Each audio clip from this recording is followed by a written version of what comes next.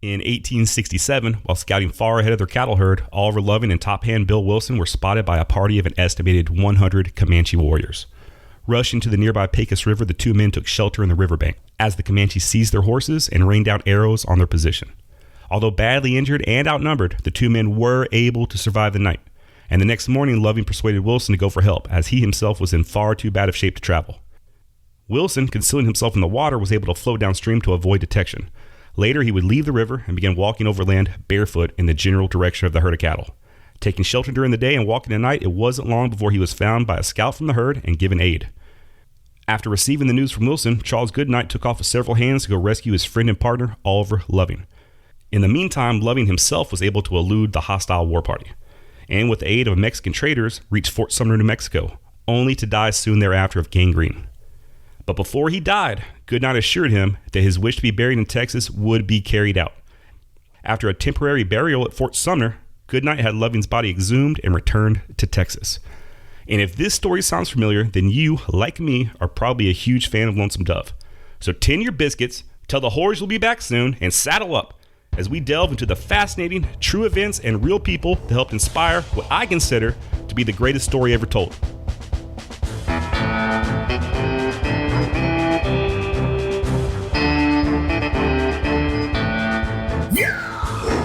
Those of you who know me personally know that I will definitely nerd out on some Lonesome Dove, sometimes to extreme levels.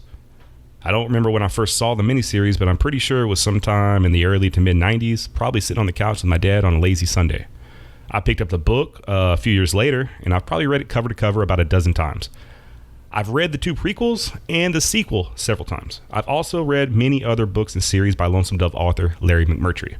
So with that said, let's talk about Charlie Goodnight, whose life mirrors that of Captain Woodrow F. Call to some extent. Born in Illinois in 1836, 10-year-old Goodnight's family would move to Waco, Texas in 1846. By the time he was 20 years old, he was already working as a cowboy and served with a local militia in several fights against Comanche raiders. In 1867, he would join the Texas Rangers, continuing to battle hostile Native Americans. Now, these early Texas Rangers are nothing like we know of them to be now. They didn't even play baseball. The Texas Rangers did just what the name implies. They ranged. Although not formally organized until 1835, there was some form of a ranger group dating back to 1823 when Stephen fucking Austin organized small, informal armed groups whose duties required them to range over the countryside. In 1823, Austin wrote that he would, quote, employ 10 men to act as rangers for the common defense. The wages I will give said 10 men is $15 a month, payable in property. They responded to American Indian attacks on farms and ranches, went out after war parties that had taken captives, and as time grew, became an extremely proficient fighting force, able to bring the fight to the Comanche in their own territory. At a time when anybody would be taking their lives in their own hands if they went west of the Brazos River, Texas was a very dangerous place to live in the mid-19th century. The Comanches still ruled the Llano Estacado and all of northwest Texas. The Kiowa were just north of them in present-day Oklahoma and Kansas. Both of these tribes were extremely warlike and didn't get along with the Texans, or the Mexicans before them. And in those early days when the Rangers were first formed, Texans were still subjugated to raids from the Tonkawa and Karankawa tribes who lived in the Gulf region. The Rangers quickly learned how to fight like these warlike tribes. They learned a style of guerrilla warfare from, and later used it against, arguably the most effective guerrilla fighters of all time, the Comanche Nation. Early Rangers were required to provide their own horses and equipment. They fought battles in which they were often outnumbered as much as 50 to 1, so it was common for each man to carry multiple pistols, rifles, and knives. Like Texas, the early Texas Rangers had multicultural roots. Company rolls show that whites, Hispanics, and American Indians served in all ranks from private all the way up to captain. These men freely borrowed from each other's experience and equipment. While most had been born in the American South, many hailed from Ireland, Germany, Scotland, and England, and they did speak with their native accents. Early Rangers shot Spanish pistols, Tennessee and Kentucky rifles, carried Bowie knives made in Sheffield, England, and rode swift Mexican ponies. One writer said that a Texas Ranger could ride like a Mexican, trail like an Indian, shoot like a Tennessean, and fight like the devil. But definitely not great baseball players. I've searched many of the rosters, and there's never any traditional baseball positions being listed. No catchers. Not once did I see a left fielder mentioned. No pitchers. But I guess that's neither here nor there. Whatever. This is the organization that 21-year-old Charles Goodnight became a member of, just like Woodrow Call and Augustus McCrae. And like the fictional Lonesome Dove Rangers, he would eventually leave rangering to enter into the cattle business. In 1860, Charles Goodnight was among the Rangers who attacked a Comanche village, quote, rescuing Cynthia Ann Parker, the mother of soon-to-be famous war chief Quanah Parker. Interestingly enough, Goodnight and Quanah would later on become lifelong friends. And just a quick note, my next podcast will be on Quanah Parker. I found out so much cool shit about him, and I can't wait to talk about it. Back to Goodnight. He enlisted in the Confederacy during the Civil War, spending most of his time with the Frontier Regiment, basically doing exactly what he did as a Ranger, protecting the general population against hostile American Indian raids. Following the war, Goodnight would go into business with Oliver Loving, the two driving the first herd of cattle over what would become known as the Goodnight-Loving Trail in 1866. So who exactly was Oliver Loving? He was born in Kentucky in 1812. He was 24 years older than Goodnight, and age difference aside, the pair worked well together, becoming fast friends. A farmer by occupation, Loving moved his family to Texas in 1834, where he obtained land not far from present-day Dallas. In these early years in Texas, he began to drive freight as well. In 1854, he moved his operations to future Palo Pinto County, where he opened up a store and sort of made a transition from farming to ranching. And by 1857, he was running cattle on over a 1,000-acre plot of land. That same year, Loving entrusted his 19-year-old son, Joseph, to drive he and his neighbor's cattle to Illinois up the Shawnee Trail. The drive made a profit of $36 a head and encouraged Loving to repeat the trek successfully the following year. Can you imagine trusting a 19-year-old to deliver a herd of cattle from Texas to freaking Illinois nowadays? You know, they were a different breed back in those days, definitely. Maybe, I guess. That said, I think that maybe we don't give our younger generation enough credit sometimes. Last episode, I made a remark about 21-year-olds not being able to keep secrets. We give these kids a lot of shit, and sometimes it's true. You know, the average 18 to 21-year-old nowadays is much more spoiled and pampered than our grandparents were. Not to even mention the people that lived in the old West days. But so is everybody else alive right now under the age of 70 that was born in a first world country. Credit where credit's due. Who the hell have we been sending to Iraq and Afghanistan for the past 19 years? These kids. These so-called millennials. Plenty of 18-year-olds are willing to sign that dotted line voluntarily and be sent to fight in a war that was started before they were even born. So just food for thought, I guess, when you want to try to lump all these youngsters in together. They're not all cut from the same cloth. And what about me and you? I'm 37 and I'm pretty sure I wouldn't be able to drive a herd of cattle all the way from Texas to fucking Illinois. Actually, I'm 100% sure. Back to Oliver Loving. In August of 1860, together with John Dawson, he started a herd of 1,500 head of cattle towards Denver to feed the miners in the area. They crossed the Red River, traveled to the Arkansas River, and followed it all the way to Pueblo, Colorado, where the cattle then wintered. In the spring, Loving was able to sell his cattle for gold, but unable to return home to Texas. The Civil War had broken out, and the Union authorities prevented him from returning to the South until famed mountain man Kit Carson and others interceded on his behalf. During the war, Loving would continue raising cattle and was commissioned to provide beef to the Confederate Army. When the war ended, however, the Confederate government reportedly owed Loving between $100,000 and $250,000. Good luck collecting payment from a government that no longer exists. And to make matters worse, the usual cattle markets were inadequate for the available supply.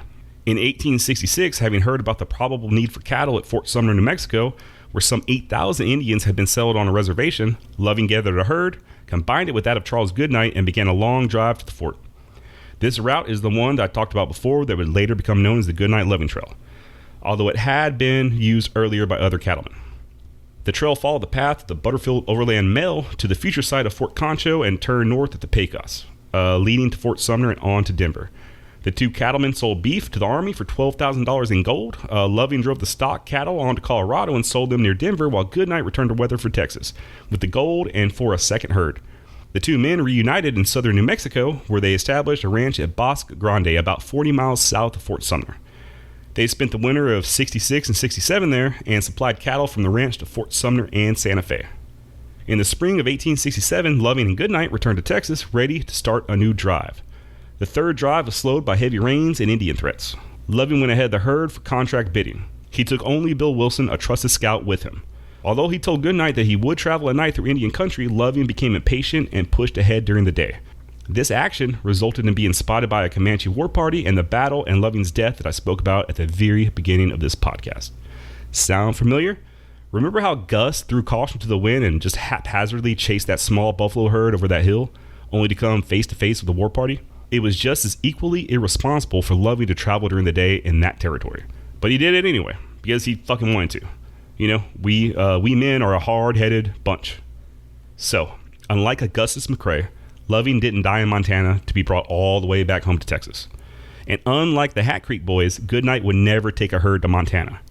He did, however, have his friend Oliver Loving's body hauled all the way from Fort Sumner to Weatherford, Texas. Although stories differ on who accompanied Loving's body back, he was laid to rest over 400 miles away in Weatherford, Texas in 1868, a year after his death. I have a great-great-whatever grandpa who died in the early 1900s and is buried in Vidor, Texas, because that's where he died. He lived in Louisiana, but according to family lore, at the time of his death, the river was up, so they couldn't actually take his body back to Louisiana, or they didn't want to, and they buried him here in Texas. I found a map from 1870 with all the railroad tracks marked on it, and I can assure you there were no lines connecting New Mexico with Texas. As a matter of fact, there were hardly any rail lines in Texas at all. Looks like there was one in about the same direction as present-day Interstate 45, just headed north out of Houston, but from looking at the map, it seems to have petered out somewhere around Madisonville. Then in northeastern Texas, there's a tiny little rail line connecting Texas to Louisiana, and that's it. I'd be extremely surprised to find out if there were any stagecoach lines connecting Texas to Fort Sumner, New Mexico, as they would have to travel straight through the heart of prime Comanche and Kiowa raiding grounds. So whoever took Oliver Loving to his final resting place did so at the peril of their own life. I'd have to imagine probably traveling at night and laying low during the day. Although not quite as far away as Montana, the trip from Fort Sumner to Weatherford was no small thing. Also, since we're talking about Oliver Loving, I just want to say that Loving County, Texas was named after him. And the reason I bring this up is there's an excellent song by Charlie Robinson called Loving County. Doesn't have shit to do with Oliver Loving, it's just a great song. I recommend pouring yourself a very tall drink and listening to it in the dark while you contemplate various life choices that you've made. So, is that it? Are there any other historical references to Lonesome Dove? No, that's it. That's completely it. I told you everything I know. So, hope you enjoyed this podcast. No, of course there is. Did you know there was a real-life cattle drive from Texas all the way to Montana? In April of 1866, real-life badass Nelson Story bought a herd of 1,000 longhorn cattle in Fort Worth, Texas at $10 a head, assembled a crew of 27 cowboys, equipping them all with repeating rifles, and pointed them north to Montana. Ignoring the traditional routes. Is it routes or routes? Ignoring the traditional routes? Yeah. But the song is Route 66. Ignoring the traditional routes? Yeah. Ignoring the traditional fucking ways to go to the market in Kansas, Story knew that the gold miners in Montana were starved for beef, so that's where he was headed. Stopping briefly in Kansas, the enterprising Story purchased 150 oxen, 15 wagons, and enough cloth, tools, and other such items to stock a general store. Despite being well outfitted, this was not an easy trip. Before reaching his destination, Story and his outfit would have to fight off Lakota and Crow war parties, as well as defend their herd against rustlers and outlaws. John B. Catlin, who accompanied Story up the trail to Montana, once said this of Nelson's story. Quote, "Even after 3 years on the skirmish line of the Civil War, I have never seen a fighting man like Nelson's Story. He hunted a fight, and when he found it, he knew how to handle it. He never carried a rifle, but there was always 2 big Navy revolvers on his hips. He was always splendidly mounted and would ride like the wind. He would say, 'Come on, boys,' and ride away. And of course, we'd follow him. We'd have followed him to hell." That's powerful. Once the herd reached Fort Phil Kearny in present-day Nebraska, they were ordered to halt by Colonel Carrington due to the concerns about likely Native American hostilities. Not one to twiddle his thumbs, though, Nelson grew wary of waiting, and after 2 weeks decided to go ahead and keep driving the cattle north. United States Army be damned. Probably a good thing he did, too. Just 2 months after Nelson left, the Fetterman Massacre would take place just over the hill from Fort Kearny, resulting in the death of 80 men. Red Cloud and the Lakota Nation were not fucking around at this time. They were pissed off, and it's nothing short of a miracle that Story was able to push a herd through their territory that year. Although, Story wasn't completely without caution. Unlike Oliver Loving, he started driving the cattle by night, in the cover of darkness, and resting up during the day. He pushed through Wyoming, crossed the Yellowstone River, and on December 9th, 1866, the crew finally halted in Virginia City, Montana, only having lost 1 man. 8 months on the trail. And you know it gets cold in Wyoming well before December strikes. Nowadays we have 0-degree sleeping bags, thermal underwear, well-ventilated tents. Hell, you can even get a double-walled tent with a wood-burning stove inside of it. These men were sleeping on the cold, hard ground, bundled up in every article of clothing they owned, which probably wasn't much. They possibly would have been covered up with some sort of rubberized rain slicker. And that was it. No self-inflating sleeping pads to insulate their bodies from the frozen ground, no heaters, no hand warmers. Just tough, tough men. Remember Dietz, the African-American scout, perfectly played by Danny Glover in Lonesome Dove? Turns out Dietz isn't just a figure of Larry McMurtry's imagination. It also turns out he's not just some 20th century revisionist, just sort of a way to make the men of the Hat Creek outfit seem more inclusive to people of color. Born into slavery in 1843, Beau Zicard was granted freedom after the Civil War and went to work for Oliver Loving as a trail driver. After Oliver's death, Zicard continued in the service of Loving's partner, Charles Goodnight, for a few years, but their friendship would last a lifetime.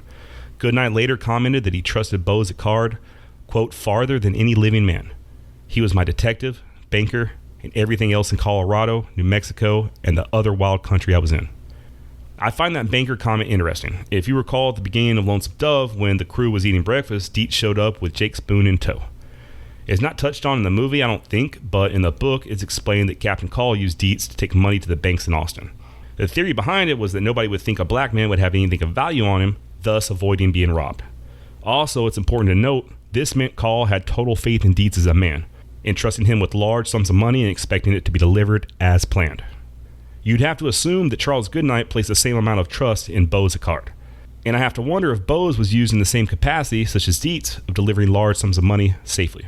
Judging by Goodnight's comment on the man's character, it sure looks that way. In 1869, Zicard settled in Weatherford and began a family at a time when Indian attacks were still common in North Texas. That same year, he participated in a running battle with Quanah Parker's Comanche band, riding alongside his former master, Milton Zicard. Talk about self-control. I don't know how Beau's felt, and I don't know anything about Milton Zicard, but I gotta think if I'm a former slave and I'm in just a running, chaotic gunfight alongside the man that used to own me as a piece of property, maybe, just maybe, one of my bullets accidentally hits him. Oh, shit, guys. Sorry, misfire. Fuck. But hey, how about those Comanches, huh? Yeah, so Beau's married a woman named Angelina in either 1869 or 1870, and the couple would end up having 15 children. 15 kids! As obviously talented and trustworthy as Beau's was, his pull-out game was weak. In his later years, he attended several cowboy reunions. Goodnight visited him in Weatherford whenever the opportunity arose, often bringing presents and money. Beau's died in Austin on January 4th, 1929. After his burial, Charlie Goodnight bought a granite marker and wrote an epitaph for his old friend. It reads as this: Beau Zicard served with me 4 years on the Goodnight Loving Trail. Never shirked a duty or disobeyed an order. Rode with me in many stampedes. Participated in 3 engagements with Comanches. Splendid behavior. Does that sound familiar? Yeah, it's pretty damn close to the epitaph that Captain Call carved for Dietz after his death. You know who we haven't talked about yet? Blue Duck, that damn half-breed scoundrel. So there was a real-life Blue Duck. But I think it's safe to say, other than the name, he didn't really have much influence on the Blue Duck from Lonesome Dove. The real-life Blue Duck was an Indian outlaw. He was half Cherokee and Choctaw. His baby was a Chippewa. It was said that he was one of a kind. On any given day, you could find him in his wigwam beating on his tom-tom. He was very, and I cannot stress this enough, very passionate about beating his tom-tom on a very regular basis. Okay, no, he was not the living embodiment of a Tim McGraw song. The real-life Blue Duck was considered a half-breed. He was born in the Cherokee Nation and was just your typical Indian Territory outlaw. Armed robberies, cattle rustling, that type of stuff. He was romantically involved with Belle Starr, who we talked about in the Bass Reeves episode, and he would later go on to die of tuberculosis. There was, however, a Kiowa chief named Satanta, who may have had some influence on Lonesome Dove's Blue Duck. I say this because he committed suicide by diving through a high window in a prison hospital, much in the same way Blue Duck died in Lonesome Dove. Satanta was a much celebrated warrior of the Kiowa people, who was involved in many of the famous battles being waged against Texas at the time. Born sometime around 1820, he was a key participant in the first battle of Adobe Walls, the Box Incident, the Fort Zara battle, and the Warren Wagon Train raid. He was eventually arrested and sentenced to time at the Huntsville State Pen. In his book, History of Texas, Clarence Wharton reports of Setanta in prison. After he was returned to the pen in 1874, he saw no hope for escape. For a while, he worked on a chain gang which helped build the M.K.&T. Railway. He became sullen and broken in spirit, and would be seen for hours gazing through the prison bars toward the north, the hunting ground of his people. Shit, man, I don't doubt that a bit. Imagine growing up free and wild on the open prairie, living your entire life as a free man, hunting and raiding at will, only to be sent in chains to a humid and stifling hot East Texas and forced to do manual labor. No wonder he jumped through that fucking window. I contemplate jumping through the fucking window of my job at least a few times a week, and I'm not even working outside anymore. Fun fact, did you know that the rights to the book were bought by Motown? Yep, that Motown. The same group that brought us Lionel Richie, Rick James, Stevie Wonder, Michael Jackson, The Temptations, and later on, Boyz II Men in the 90s. Motown Records were also responsible for the 1972 hit Oh Girl, which I ironically and horribly sang in the first recording of this episode. May God have mercy on any of you who heard it. Suzanne De Passe was a Motown executive who bought the rights to the book, and then in 1989, she would buy the Motown TV and film productions, changing the name to De Passe Entertainment, which she continues to run to this day. Suzanne De Passe would go on to produce not only Lonesome Dove, but the film versions of both prequels as well as the sequel.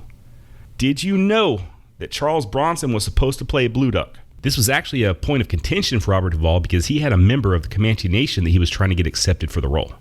But since Bronson was busy with other acting obligations, they basically just picked a guy that kind of looked like him, Frederick Forrest. And I personally don't have a problem with Forrest's portrayal of Blue Duck. I thought he did a great job. But it really, really pissed Robert Duvall off. He was, from what I've read, a little bit testy while on set, which is kind of interesting because I would have thought that it had been Tommy Lee Jones who would have been the asshole. If you remember Blue Duck's first scene when he rides down on the stream where Duvall's on the rock and Lorraine is hiding in the bushes, Duvall reportedly refused to rehearse with him. According to the director, Simon Windsor, it turned out great because it gave the scene a powerful edge. They were just filling each other out, two old arch enemies looking at each other for the first time. According to another cast member, quote, Simon asked for a second take once, and Duvall said, "How long have you been in this business?" Simon says 17 years. And Duvall says, "I've been in it 35 fucking years, Junior." Ricky Schroeder, who played young Newt, backs up this claim by saying he called him Junior. Another source said, and I quote, "I remember one day he told Simon, the director, 'I'll bite your fucking nose off.'" Simon Pincer, by the way, was Australian. And it seems like old Robert Duvall has an axe to grind with the Aussies. Literally. Rumor has it, during the filming of Tender Mercies, Bruce Beresford, who was also an Australian, he and Robert Duvall, they just weren't getting along, and Duvall chopped his director's chair up with an axe. Danny Glover is quoted as saying, "Some actors need tension to feed off of, but I did hear some language that I've never heard an actor throw at a director before. I love it. I love Robert Duvall, period." And I mean, I guess he's really an expert in his art, and he knows it, and it's not like he's berating the staff or his underlings. He was just letting the fucking Australian director know that this is the way things are going to go, or maybe I'll just bite your fucking nose off. Fun fact, both Julia Roberts and Uma Thurman read for the role of Lorena. Kevin Spacey read for the part of July Johnson, and Kathy Bates for the part of Peach. Did you know that Gus's body, or at least the mannequin Call brought back from Montana to bury in Texas, is available for viewing at the Texas State University, which owns the Lonesome Dove collection? The curator Steve Davis has also claimed that people weep when they see Gus's body. If you go there to visit, you can also see Gus's hat and the blacksmith's poker that Call used to viciously beat that Army Scout to within about an inch of his life. Did you know that there's a longer version of Lonesome Dove, about 30 minutes longer, but we can't see it? It's locked away somewhere and there are no plans to ever release it. Now, this is absolute horseshit as far as I'm concerned. I demand to see it. I don't know how the government works, but isn't there some sort of like Freedom of Entertainment Act we can file to get this shit released? Another fun Lonesome Dove fact. Did you know that Lonesome Dove almost got made years earlier with John Wayne as Gus and Jimmy Stewart as Captain Call? Yep, and Henry Fonda was supposed to play Jake Spoon. John Wayne ended up dropping out, thus killing the project, and thank God. As much as I love both John Wayne and Jimmy Stewart, it just wouldn't have had the same magic that the Lonesome Dove we know and love has. And, you know, those early westerns weren't exactly sticklers for realism. But speaking of John Wayne and Jimmy Stewart, my favorite movie that they both star in is The Shootist, John Wayne's last movie. Definitely give that one a look-see. A look-see? I think that's like the oldest thing I've ever said. That's a look-see. Don't give it a look-see. Just, watch it or something. I don't know. Watch it. All right. So that's about all I have on Lonesome Dove. Please feel free to hit me up at bloodybeaverpodcast@gmail.com.